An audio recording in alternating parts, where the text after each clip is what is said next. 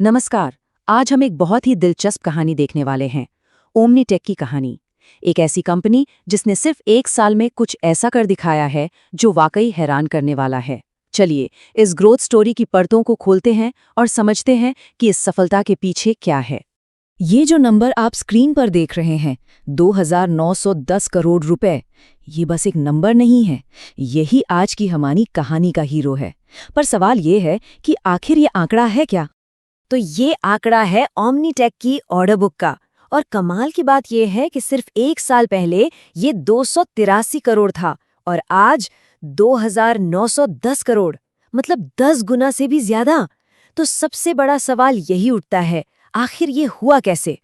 तो इस कैसे का जवाब छिपा है कंपनी की नींव में, जिसे हम कहते हैं कॉम्पिटिटिव मोट। ये एक तरह का, कह सकते हैं, एक सुरक्षा कवच होता है। जैसे इस किले के चारों ओर ये पानी की खाई है। अच्छा, तो ये कमर्शियल मोट होता क्या है? देखिए, आसान भाषा में समझें तो ये वो खासियत है जो एक कंपनी को उसके कॉम्पिटिटर्स से मीलों आगे रखती है और लंबे समय तक रखती है। ठीक वैसे ही जैसे पुराने जमाने में किले के चारों ओर की खाई उसकी रक्षा करती थी। ओमनीटेक का ये मोट 3 मजबूत पिलर्स पर खड़ा है। पहला, लॉन्ग क्वालिफिकेशन साइकिल्स। इसका मतलब ये कि एक बार कोई इनका ग्राहक बन गया तो वो इतनी आसानी से सप्लायर नहीं बदलता। दूसरा, प्रोसेस इंजीनियरिंग में उनकी मास्टरी, जो उनकी यूएसपी है। और तीसरा, एक इंटीग्रेटेड वैल्यू चेन, मतलब वो मैन्युफैक्चरिंग का ज्यादातर काम खुद ही करते हैं, जिससे क्वालिटी और कॉस्ट दोनों पर उनका कंट्रोल रहता है। और उनकी असली ताकत वो खुद बताते हैं। मैनेजमेंट का मानना है कि उनकी यूएसपी, मतलब उनकी सबसे बड़ी खासियत, सिर्फ प्रोडक्ट का डिजाइन नहीं है, बल्कि उसे बनाने का पूरा इंजीनियरिंग प्रोसेस है। और यही वो चीज़ है जिसे कोई आसानी से कॉपी नहीं कर सकता। तो एक नज़र में देखें तो ओमनीटेक बहुत ज़रूरी कामों के लिए हाई प्रिसिजन कंपोनेंट्स बनाती है। उनका बिजनेस एक्सपोर्ट पर चलता है और वो सीधे ओरिजिनल इक्विपमेंट मैन्युफैक्चरर्स यानी ओईएम्स को सामान बेचते हैं। और सबसे अच्छी बात क्या है कि वो किसी एक प्रोडक्ट या एक कस्टमर पर बहुत ज़्यादा डिपेंडेंट नहीं है। इससे क्या होता है, बिजनेस में एक स्टेबिलिटी बनी रहती है। तो ठीक है, बिजनेस मॉडल तो बड़ा मजबूत है, पर क्या ये नंबर्स में भी दिखता है? चलिए देखते हैं कि ये मोट पैसों में कैसे बदलता है। जरा इन नंबर्स को देखिए। टॉप लाइन ग्रोथ तो कमाल की है। तीसरी तिमाही में पिछले साल के मुकाबले रेवेन्यू में 81% से भी ज्यादा की उछाल। ये बताता है कि कंपनी में मोमेंटम कितना जबरदस्त है। और कहानी सिर्फ सेल्स की नहीं है, प्रॉफिट की भी है। जब सेल्स बढ़ती है और खर्चे उस रफ्तार से नहीं बढ़ते तो उसे ऑपरेटिंग लिवरेज कहते हैं। और उसी की वजह से कंपनी का ईबिटा मार्जिन 32.5% से बढ़कर सीधा 38.1% पर पहुंच गया। ये एक बहुत ही हेल्दी साइन है। तो ये सारा रेवेन्यू आ कहां से रहा है? जैसा कि आप देख सकते हैं, एक बहुत बड़ा हिस्सा, करीब 54%, एनर्जी सेक्टर से आता है। अब एनर्जी सेक्टर का नाम सुनते ही लगता है कि अरे ये तो साइक्लिकल होगा, मतलब उतार चढ़ाव वाला।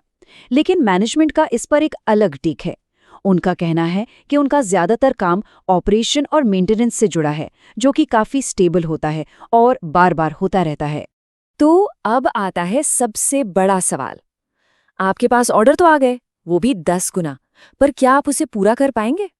इतनी बड़ी डिमांड को पूरा करने के लिए प्रोडक्शन कैसे होगा? तो इसका भी जवाब है।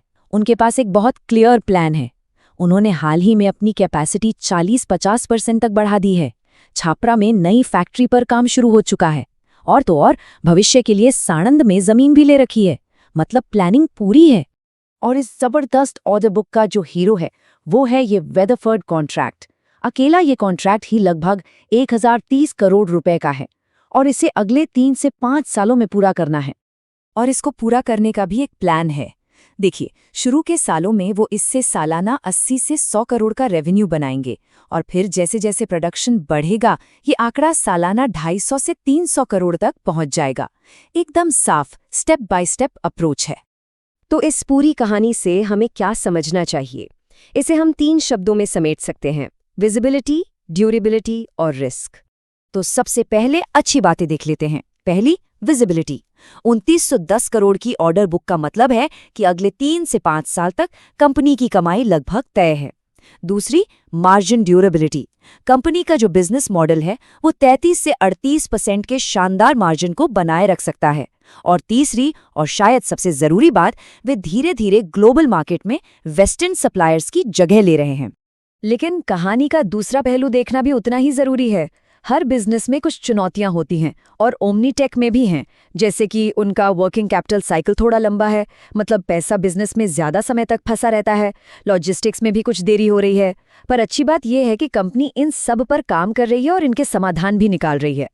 तो आखिर में हम एक सवाल पर आकर रुकते हैं। ओमनीटेक के हाथ में एक जैकपॉट लगा है, एक गेम चेंजिंग ऑर्डर बुक, पर क्या वो इस मौके को पूरी तरह से भुना पाएंगे? क्या वो बिना किसी चूक के इस डिमांड को पूरा कर पाएंगे? बस यही वो सवाल है जिसका जवाब आने वाला वक्त देगा।